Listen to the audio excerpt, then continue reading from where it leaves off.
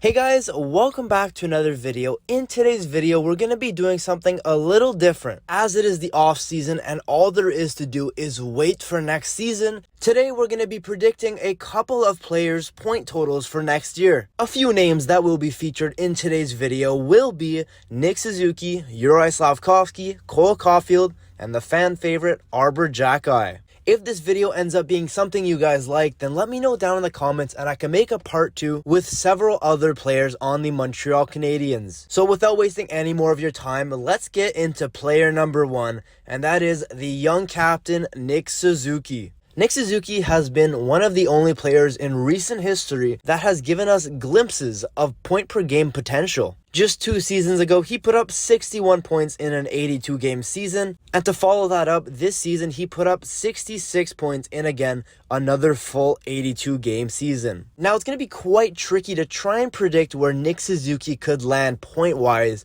because there's a lot of factors here. I mean, one, we don't really have to worry about him being injured because, well, the guy will never miss a game. He hasn't yet, and I don't think he's gonna next year. So injury-wise for him, it's not a big deal. It really comes down to his line mates. You know, Cole Caufield, if he's there the whole year, that is a big bonus to his point total. Cole Caufield's missing a lot, or Kirby Dach's missing a lot of the year because of injuries, then Nick Suzuki's point total is gonna take a dip. And one more thing to keep in mind with Nick Suzuki is that he kind of puts up points in waves. He'll have a whole month where he's putting up a point per game, a couple 2 or 3 point games, and then the next month he goes dry for like half the games, no points. He has a hard time getting back into it. So those waves, when he's really dry and he's just not putting up any points, it's going to have quite a big impact on his season total. So with all of those taken into consideration, here's where I think Nick Suzuki will land point-wise next year, assuming he plays 82 games. I have Nick Suzuki hitting 78 points. Yes, that's right. He's going to make a big jump and put up 12 more points over his career high, and he's going to be just under that point per game average. This might be way too big of a jump for some people, and for others, they might think this is too little. But to me, I think the 78 point pace is a perfect place for Nick Suzuki, and I honestly can't see him not hitting this goal, especially if his line mates are all healthy. To add on to that, I see Nick Suzuki scoring upwards of 30 goals. He hit 26 goals last year on a pretty crappy team, so I think that Nick Suzuki will be putting in a lot of goals. Alright, that does it for my first player's prediction. Moving on to player number 2, we have the youngster Juraj Slafkovsky. And man, does this one have a lot of variables. I mean, is he going to play on the second line? Is he going to be playing on the fourth line? Who knows? Does he get power play time? Or will he be sent to the Laval Rockets? Who knows? And you know, I've taken into consideration all of the ups and downs that Slafkovsky may experience this year.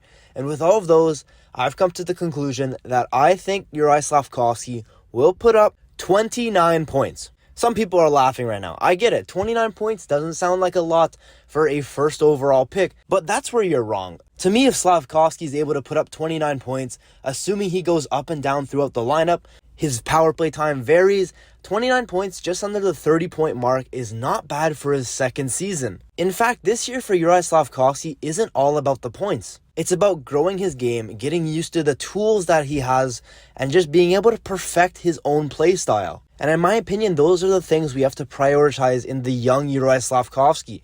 And when those start getting complete, he becomes a bigger and better player.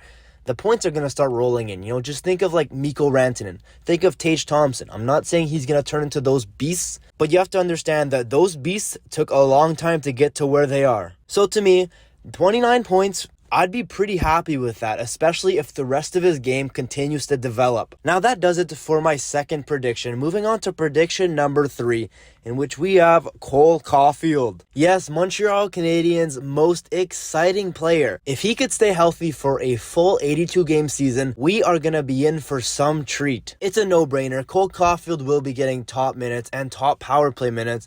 We're done with this Dominic Ducharme fourth line stuff. He's a first liner and he's just going to continue to excel and just get better and better. Last year, before his shoulder surgery, he was top 10 in the league in goals for the whole season up until he got injured. He was also up on a 64-point pace throughout those 46 games. So taking all of that into account, I have Cole Caufield putting up a solid 69 points. Call me immature, but you know what? I think this is just the perfect place for Cole Caufield. It's just above where he was on pace for last year, and realistically, I think he'll be just around that area. But the more exciting thing here about Cole Caufield is how many goals is he going to score? You got to remember, someone like Nick Suzuki, he's going to have more points because he scores quite a lot, but he also puts up so many points when it comes to assists.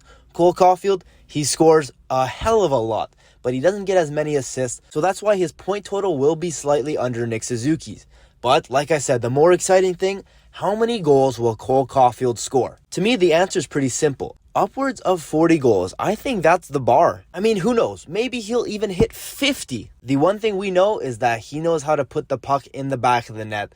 So 69 points, that's what I have for Cole Caufield. Now moving on to the last player prediction, we have the fan favorite Arber Xhekaj. And although he's a big player, he throws the body, he's actually pretty sneaky when it comes to an offensive side. In his rookie season, he played 51 games and he put up 5 goals and a total of 13 points. 5 goals as a rookie D-man, that is pretty impressive. So for Arber Xhekaj, like I said, he got 13 points last year. My prediction for next year, he'll have 24 points by the end of the year. To me, that'd be a great jump, and I think it's very doable for Xhekaj. He just needs to get the right amount of minutes, and I think he could easily do this. He's got a real sneaky offensive side. He likes to move the puck well. He's got a very nice shot from the point. He finds his way through traffic. I could really see him putting up that many points. And I know it's pretty close to Slafkovsky's numbers that I predicted, but they're going to be playing different roles. Xhekaj, he just has to work a bit more on his defensive skills, making sure he's in the right position. But with that, I think he'll be able to transition the puck way better, and he's going to get a ton of assists. And, with his shot, maybe he'll be playing power play minutes, in which he could rack up a ton of points. Anyways, guys, that is going to do it for today's video. I predicted a couple of players' point totals for next year. Now, let me know down in the comments what you predict for these players, and let me know a couple of names in which you would like me to do for another video. Anyways, if you did enjoy, don't be afraid to hit that like button and maybe even consider subscribing. Now, with that being said, I'll see you all next time. Take care.